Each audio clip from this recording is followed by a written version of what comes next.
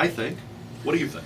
You know, as being somebody who's been in this business for 40-some years and seen this all evolve, I have to tend to agree with you, although I will say that and I'm not really very proficient on all the facts here, but does the server and the bartender have some culpability? Yes.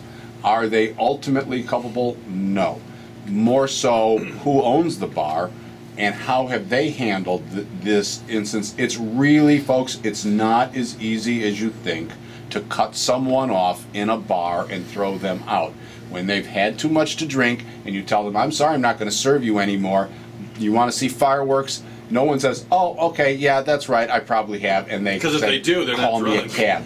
Yeah. But also, is it really easy? Is it even possible in a place like the Flying Saucer? I don't know if any of you have been there, but it's a big, bustling place. Yeah. It's not like everybody stays at one table or something. No, and you know, how can you track? How can you meter the intake? It is very difficult to gauge that, and some people may. You know, I lost a friend last fall who was a professional drinker. The guy was a pro, and he could go out and knock back the better part of a bottle of whiskey like that too. And get in his car and drive away. Yes. You know, was he drunk? Hell yeah, he was drunk. A functional alcoholic. But he was a functional alcoholic, and so you know it's not always possible. And you know, how well can you train a server? We can train them to recognize certain things, but if you're up against it and you don't have that much experience, and if the ratio is you to 50 customers, what are the odds you're going to know? But Jack, let me kind of maybe take it a little different direction. You're saying they were just doing their job serving their drinks, but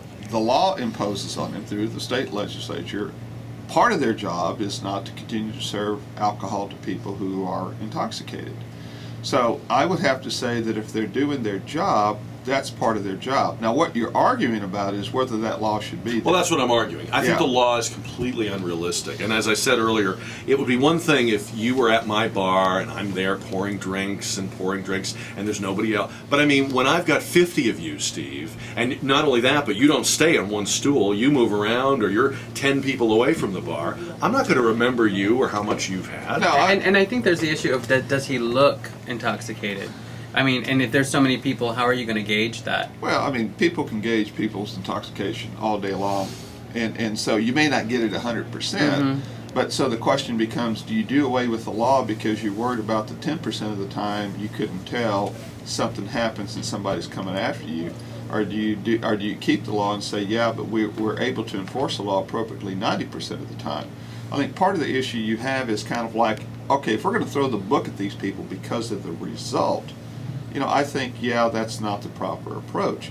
But I think what happened is that if the law is not being enforced, then you need to have a reaction to the law not being enforced, and the reaction needs to be appropriate to what the law is. In other words, so like, okay, fine, maybe they get a $500 fine. You don't punish them because that person ended up killing someone, but you need to punish for the action that they failed to comply with. We'll be talking more about this story, by the way, in our noon hour. We have a lot more Gang of Four coming up on News Talk 550 KTSA. If you haven't voted in the JR poll yet, you can. Let me ask the gang real quick our poll question. When you cook out, charcoal or gas? Jade? I don't cook out. So if somebody's cooking out for you, do you prefer charcoal or gas? Charcoal. Steve Hilbig. At home, gas. That's such a judicial answer. At home, gas, because it's quicker. When we're out at our place, I use fresh mesquite or fresh oak. All right. So depends where you are. That's right. Country Steve. Country Steve. Charcoal. City Steve. Gas. Yeah. Robert Fleming. Depends on what I'm cooking. If I want smoke, I use coal, but more often than not, I use gas. I picture you having like one of those $1,100 wraparound. You know, I picture me having one of those too. My lovely wife who's listening, she don't picture that at all. She'll get that after you're gone. All right, because I have like the little Weber grill. That's no, we don't even have a grill. Well, you cook for a living. You probably don't. Yeah. No, my wife and my daughter are not big fans of charbroiled foods, and so we don't.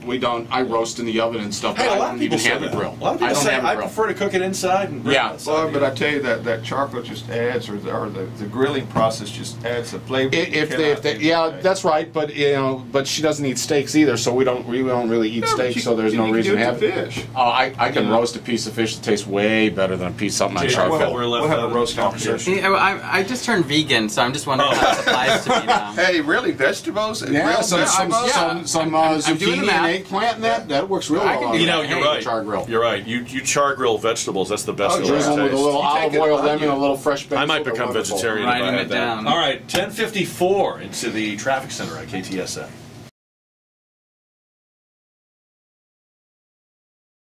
First day of July, it is the end of the week. We're heading into a holiday weekend, so the pressure is on this gang of four to be really, really good. Well, let's leave. And so far, We're trying so it's been hard. a big disappointment. No, I'm just kidding. I'm just kidding. Come up.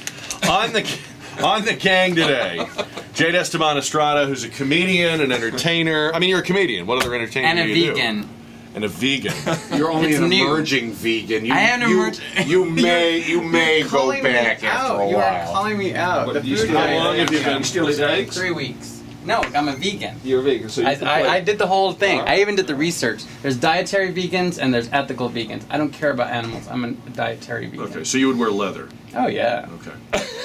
Fraud. Oh yeah. Let me show you what I've got on now. Yeah. All right. Crunch it on Now, that really is too much information. You can read him in PlazaDeArmasTX.com, where he writes Glitter Political, which is, how would you describe that? Mini profiles. It's red carpet style interviews with politicians. And this It's like Saturday. TMZ on politics. Yeah, exactly. Yeah. And this Saturday we're going to have a state senator, Carlos Uresti, in the spotlight. All right, very You good. ask them paper or plastic, or Yes. all those other biting political questions of the day. The most adorable judge on the Fourth Circuit Court of Appeals, according to Jade, is Steve Hilbig. I need to cut that commercial for me. Yeah. You have to put that on your website. Absolutely. It's an endorsement for your next time. Judge Hilbig, such a reasonable man that when we asked charcoal or gas, he said both. I mean, how do you get Well, because I more? do. I mean, So it's true. I just give you the So truth, fair. man. Liberal. Just cutting that baby right down the middle. No, it just depends where we're at. All right. And then Robert Fleming is here from Magnolia Pancake House, the owner of a billboard-sized picture of Guy Fieri, which I noticed you put on the hallway on the way to the restroom. Is that the only place you had room for it? It was the only place that had room for I it. wasn't sure. And enough space for people to stand around and take their pictures. And it may be in the restroom if it never gets on air. There you go. Tell him he's got 30 days to I'll get replace it that with Jack's picture. segment on the air. No, please. The picture on the head, doesn't it head only? Yeah, we're just going to Photoshop Jack's face. Did any of you see the president's news conference this week? Ugh. I missed it. I missed it. Only Why are you saying ugh? Oh man, I mean, really, every week it just proves more and more what a fraud this fellow is, and what a fraud that was perpetrated on the country. I mean, his lack of experience, it seems like, you know what, he loves the title of the job and he loves all that part that comes with the job, but he don't want to get in there and wash the dishes and do the job. He just wants to be the guy. He's out there doing this and that, telling Congress they need to grow up and they need to get engaged and they need to work. You know, whether you like the Ryan plan or what Coburn and Lieberman are cooking up or not, from the other side of the aisle, we haven't seen anything, not one substantive proposal. So we can't say, they can say, oh, they're going to kill Medicare, they're going to kill this, they're going to kill that. Okay, great. What do you got? Show me what you got. They got bupkis, nothing. They brought nothing to the table. And until they do, they're all frauds. Well, a lot of people noted the tone that the president seemed kind of hacked off. And Petulant, I think. petulant. We can't say what they said on MSNBC, but a lot of people agreed with that assessment. Was that Richard? He was kind of like the commonly Richard. referred to Nixon phrase. Yes, I saw that. We learned, because he said it 6 times, that it's kids or corporate jets. The Republicans are for the corporate jets, Democrats are for the kids. So I don't know does if that mean means... there's no Democrats that ever fly on a corporate jet? What if a kid flies on a corporate jet? I'm not sure what the rule would be then. I guess that'd be the end of the world. But look, what is going on here? I mean, for the President of the United States, any president, to appear to be in such a foul mood at his own news conference, Is the guy reading the polls, Jade? Is he starting to feel like it's catching up with him?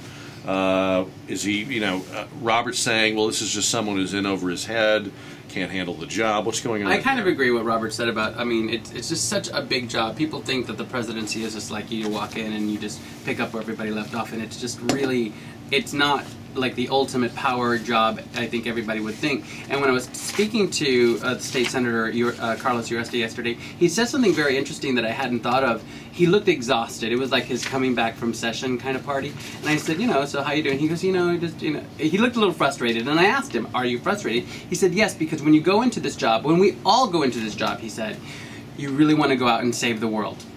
And you have this great idea, and then you realize that there are 150 other people who have another completely different idea. But they believe is equally as great as yours. Exactly. And so I think, when you look at a job like what Barack Obama has, that it's not just, hey, I'm going to decide to do this. There's so many overwhelmingly powerful people and ideas going against. The other thing is, I don't think that he doesn't impress me as being a guy who's what I would call a strategic thinker.